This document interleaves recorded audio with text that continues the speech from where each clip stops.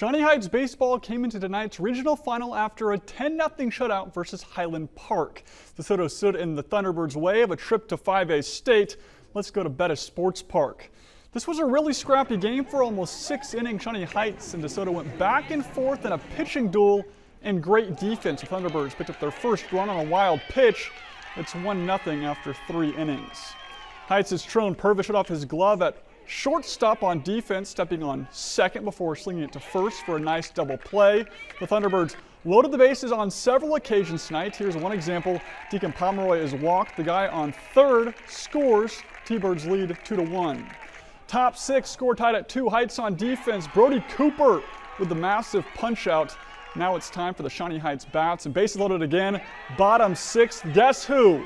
Deacon Pomeroy, and this time it's not a walk but a bases clearing triple. How about that? The senior is taking the Thunderbirds back in the state tournament. Shawnee Heights beats DeSoto 5-2.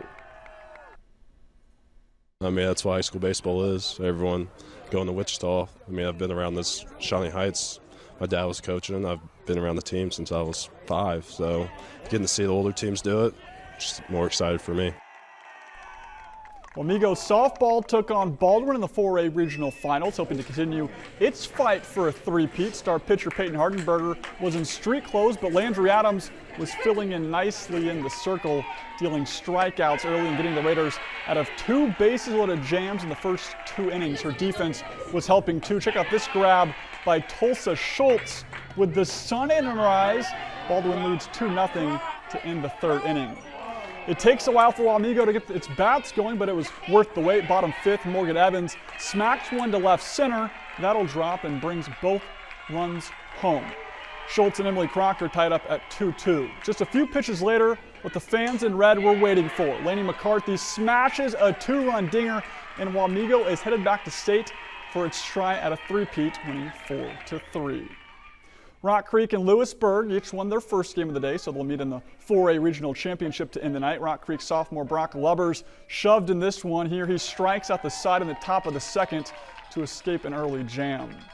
Bottom half of the frame, Lewisburg's in a jam of their own when Wyatt Wells rips one right at the shortstop, and he'll take it himself for a 6-3 double play. This game would stay scoreless until the 4th. That's when the Mustangs loaded the bases with 1 out, and they would cash in. Wells works the bases loaded for a walk, and the game's first run. Rock Creek would add another on a hit by pitch that same inning, and 1 more in the 5th. Top of the 7th now, Mustangs looking to close this one out when the wild pitch from Cooper Sieben is popped up to second. Peter Martini makes the grab, and Rock Creek are your 4A regional champions for the 3rd straight season with a 3-0 win, headed back to defend their state title. I can't say anything else other than credits to my teammates, right? Like, I trust them. I can really just throw what I throw and just trust them behind me, and that allows me to relax and just do my best. He's always done. I mean, he did it last year as a freshman. He came in and threw the biggest outs. Regionals, he came out and closed the championship game. At state, he came in first round and closed out the first round at state. So he's been there, he's done that, and we've got all the confidence in the world in him, and he's pitching with a ton of confidence, and I thought our defense played outstanding that game.